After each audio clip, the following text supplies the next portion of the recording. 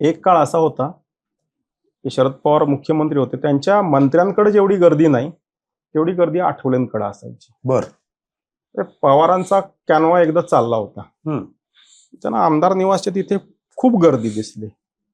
त्यांनी विचारलं कुठली गर्दी, त्यांना सांगण्यात आलं की एक पॅन्थरचा कार्यकर्ता आहे रामदास आठवले म्हणून, त्याला भेटायला गेले.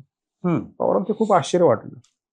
हे बाळासाहेब ठाकरे आणि शरद पवार अशी दोन माणसं की गुणग्राहक आहेत. बरोबर. त्यांना कळतं पोटेन्शियल काय माणसामध्ये. त्यांनी आठवलेंना बोलवून घेतलं.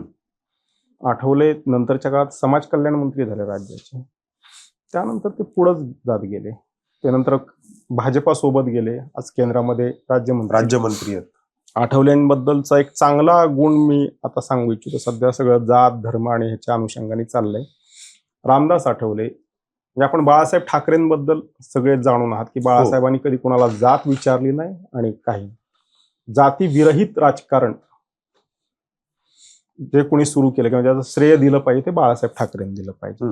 रामदास आठवले हे माझ्या पाहण्यातलं उदाहरण आहे.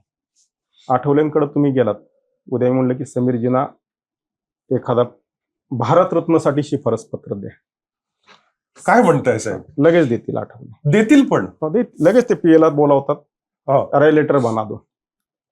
समीर गुदाटे आपल्या जातीचे आहेत का, धर्माचे आहेत का, लॉबीचे आहेत का, माझ्या काही कामाला येतील का, काही मदत होईल का त्यांच्याकडून, असला कसला एक क्षुद्र विचार रामदास आठवलेंच्या मनात येत नाही.